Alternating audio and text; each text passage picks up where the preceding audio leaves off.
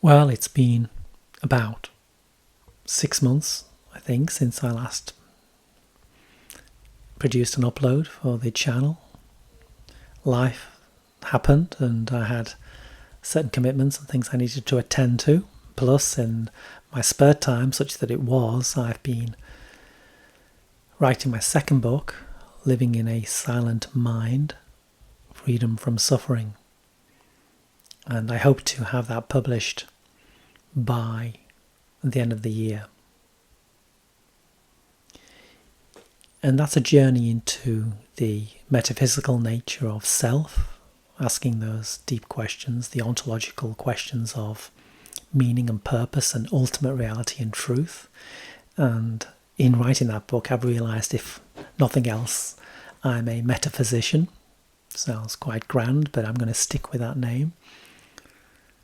Basically, I just want to find out fundamental truths, the principles behind them, and the implications for realising, becoming self-realised, those perennial wisdoms that are in all the great teachings, and finding a lived experience of that, recognising that truth in the great works and the great teachers, both of the past and the present.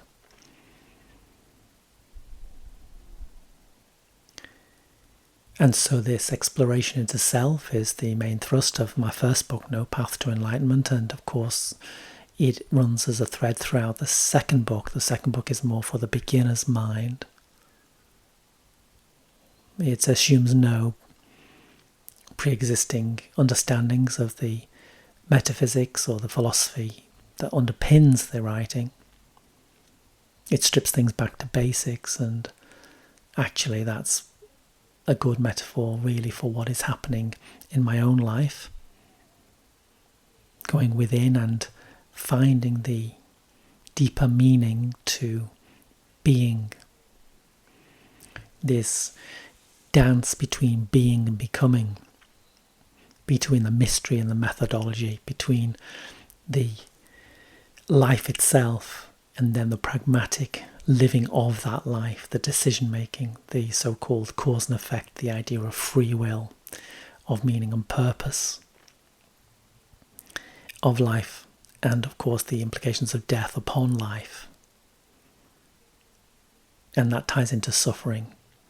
And so the freedom from suffering that I'm talking about here is freedom from psychological pain and emotional pain. And this is brought about by identification with thought, with thinking. And so the main thrust of the book and these uploads is going to be a recognition that you are not what you think. Literally. You're not your thoughts. So living in a silent mind, freedom from suffering, allows the thoughts. It's not living in an empty mind, which is impossible anyway. We are embodied mortal people, identified and identifiable, and we have to act and interact in the world. We can't think of nothing. We can't enter no thing. That is the metaphysical realm of the noumena, the things that aren't available to the senses. But by the same token, that world of mystery, of metaphysical, ontological beingness is the default position. That is what we are.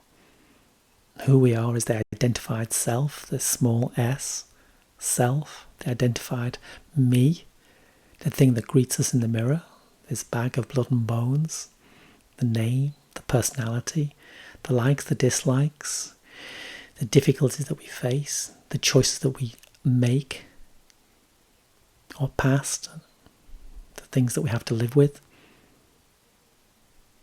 the decisions that we made, and the path we're on. That is all the constrained, constricted, identified self. But what I'm pointing to here, and where we will go in these uploads and in my writing, is into the metaphysical nature of self, the self with a capital S, the divine within, the connection with the absolute, the Brahman. Atman and Brahman. There'll be links to and analogies with the great esoteric philosophies and spiritual understandings of the East, of India and China.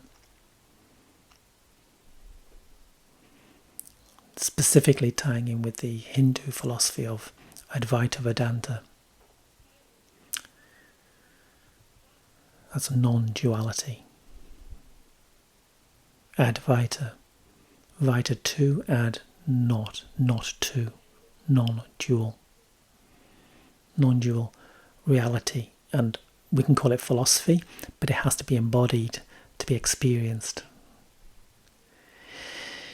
And that embodiment is the being, the present moment being. And then from that being is the becoming, the things we do in the world.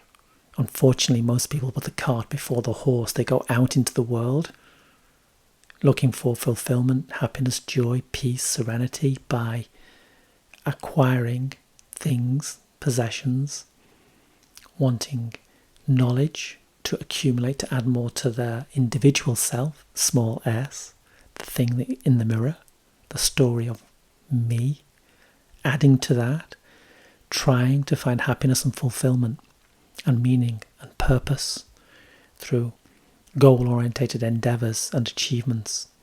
So that is putting the cart before the horse.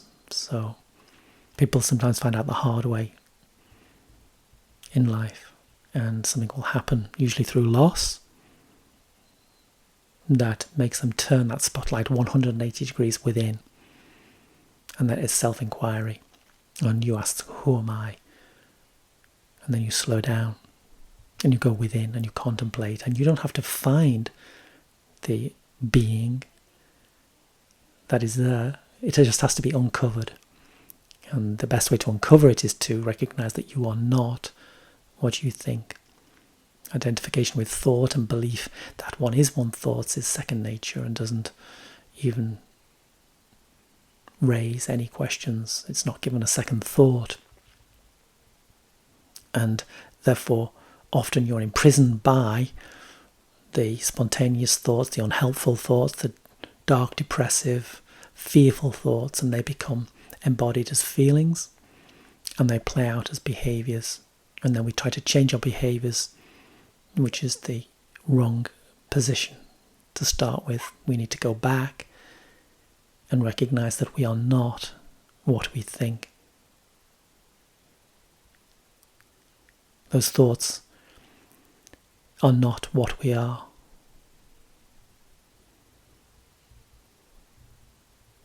We are the space within which the thoughts arise, and that is the mystery.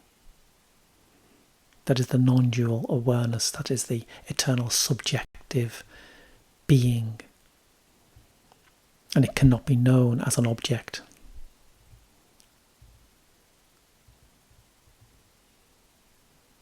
It can just be experienced, but not added to one's sense of identity and self. It cannot be added to you. It is what you are, not who you are. So we strip away the things that are covering over the ultimate truth within.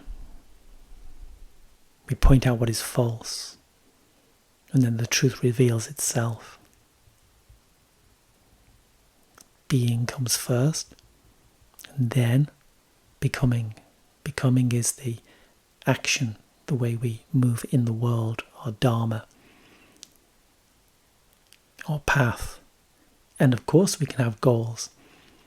We can aim for achievements. This is psychologically healthy. We are in this place, we want to get to a better place. However, if it comes from the beingness, first we have clarity of mind and peace.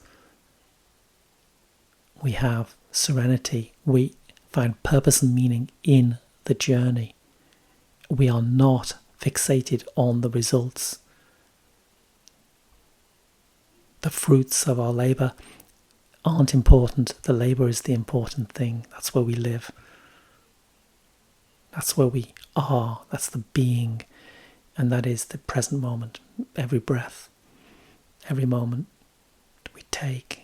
And the psychological suffering, the pain that we feel, and where most of us spend our lives, is lying awake at night in fear of the future or guilt and regret of the past. No immediate threat, no immediate anxiety, all running through our minds. Thoughts. We become the thoughts. They create the emotions, negative emotions, fearful and constricted emotions, and they play out as behaviours in the world of form. And this is turning that around by turning the spotlight around and going within. Self-enquiry, connecting with the absolute, the divine within, recognizing that we have created a prison for ourselves. And we hold the key to free ourselves, freedom from suffering. I intend to add more content over the coming weeks, and I'll also in parallel be completing, hopefully, and finishing off the second book, Living in a Silent Mind, Freedom from Suffering. So until next time.